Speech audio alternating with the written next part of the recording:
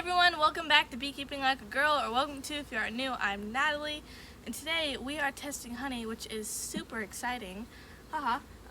You would probably be overwhelmed with the bee jokes that we make here. It's not funny anymore. But anyways, we are going to use our refractometer to test this honey. We're going to show you how we do that. So let's go ahead and get started. And I'm just going to put my veil on. So, the reason why I'm laughing, when I went to go get the refractometer, I may or may not have it over my smoker. I got this year at the Hive Life conference, and I've already messed it up. So, that's okay. I'm just going to have to get a new one at the next Hive Life conference. Anyways, laughed about that for a while. My dad's going to be super happy. Hey, another super happy. You can use that joke a lot. Anyways, we're just gonna pop the lid here and smoke them a little bit. It really is out. It doesn't really have much fuel in it still, so I need to go put some wood chips in there. So I'm just gonna take the lid off. So they have 3 supers on right now, and hang on, let me move this. And I think we added this super just recently. Not too recently, but not that long ago. And we always put them, when we're adding a new super, we always put them right next to the queen excluder and put the heaviest one on top so that when they go into the entrance and they come up, it's the first one. They don't have to walk all the way back up to the top. Anyways, so since I'm Cayman's height, I have to use this bench here. And I can't even take this super off. I've already tried. I could probably do it, but I'm weak when it's up high. It's harder for me to do it. Anyways, so here's our refractometer. Let me just show you what that looks like before I get into the frame. Here's what it looks like. We've made a video on this before, but we haven't made a full video, I don't think, about it. We've just used it in a video. But basically, we're gonna take honey, put it on here, and test the honey and see if it is going to be ready to be pulled. And I've said this before, but our honey flow, our main flow, has yet to even start, and we already have, I don't even know how many supers we have on right now. We have a lot, and they're really full, so it's super exciting. There's that super exciting again. And anyways, we're going to go ahead and test this, and we test our honey because when they bring the nectar in, when they first bring it in and start storing it, it's super thin. It's like as thin as water. And then they basically air it out, so they fan it, and it just thickens it up. And we want to make sure that it's thick enough, so we'll see if we can kind of show you what it looks like when you look into here. Mom, if you would like to take that, please. Thank you. Oh, and that. Well, that bee wasn't very happy with me. Anyways, so let's go ahead and pull a frame out. So what we're going to do is pull the honey, extract it, and we will probably make a video on us extracting the honey and just kind of show you that process. We've made a video before, but actually I feel like it was only like a couple days after that video that we upgraded our extractor, so we're not using the hand crank that we were using in that video. Anyways, this is how this frame looks. And you know, the honey might not be ready. We're just kind of doing this for fun, just seeing if it is.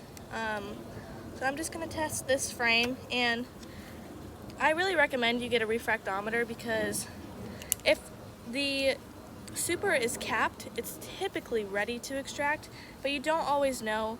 I've seen so many different answers to this because we all know, if you're a beekeeper, there are so many different opinions, and I honestly don't know which one is right anymore. So I feel like just using a refractometer is the easiest, just to make sure that it's ready. And we got this one off of Amazon, I believe. Again, I'll try to leave the link. We'll see if that actually happens. Anyway, so we're going to cover this whole blue part here. I learned the hard way that you're actually supposed to cover the whole thing with honey instead of just doing a little drop. It's a lot harder to see if the honey is ready or not. So we have to ruin the frame here. We're just going to kind of break this frame up a little bit, or this comb, and take that honey with my hive tool and put it on here. I think you're actually kind of supposed to use your finger. I'm not 100% sure on that, but I still use my hive tool.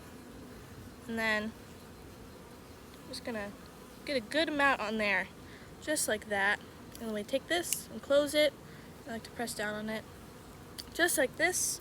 And then you can try to look through it with your veil, but it's really hard, so I'm gonna take my veil off really quick and just look up to the sun and see. So it looks like it's about 17%, and we want it to be, so I think we want it around like 16. It really depends on your preference, but you never really know the whole super, so I like to test 2 frames. I should probably test this down here that's not capped.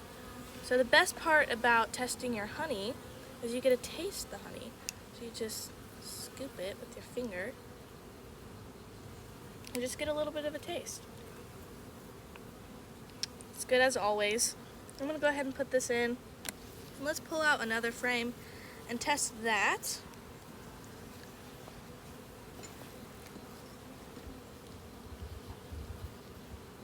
I like to go more out to the edge because they work, our bees at least, work the hardest in the middle, and then the outside doesn't get capped till a little bit later, or that might just be our bees, but I'm not too sure about that. So anyways, I just want to make sure that the outer frames are ready too. We're going to do this side. And this gets really sticky, so you have to wash it quite a bit, but that looks pretty thin, or pretty liquidy. We've had some honey that's been super thick. Like over time, it thickens up more, like it crystallizes. I'm not sure if I've talked about this before, but when your honey crystallizes, it's totally normal, and it's fine when it does that. It just gives it a little bit more of a crunch, which I think is good. I can't quite tell. I don't think I put enough honey on this, but it looks like it's not ready, so let me just put a little bit more. We'll see if we can get a photo, but there's like a blue line, and it just kind of shows you, it does a line at what number it is, and it almost looks like it's almost near like 20. But when you don't put enough honey on there, it's not a very clear line, but it looks like this is more like 20 to 18 or something like that. So that's not ready. Let's go ahead and just put this frame back in. I could check the next one under this one, but I'm not going to, just because we're gonna say because this one's not ready, but it's mainly because I can't lift this. Anyways, I'm going to lick that off in a second, but that's pretty much what we're doing. We always do that with all of our supers typically, and you can honestly tell if it's ready just by the thickness of it. Like when it drips super fast, like off of your hive tool or your finger, that it probably means that it's not ready. It needs to be a really good thick consistency. But yeah, this is probably my favorite time of the year. I love grafting, but I also love doing this. I think it's the busiest time of the year, but then it's also, in my opinion, one of the easiest times of the year too, because it's kind of a waiting process, but then once it comes to time to actually start seeing if honey is ready, it's really fun, and I really enjoy all of it. We have big plans for our extracting and all that stuff, so I can't wait to show you what we plan to do. I'm really excited about all that stuff, and yeah, it's been a really good day. We're gonna maybe test some more supers, I don't know, we'll see. But again, our main honey flow is just getting ready to start. Our yellow clover is blooming. We're really, really excited about all of that, and just can't wait to see how this year goes. Thanks for watching. Follow along for more bee adventures, and be here next time on Beekeeping Like a Girl.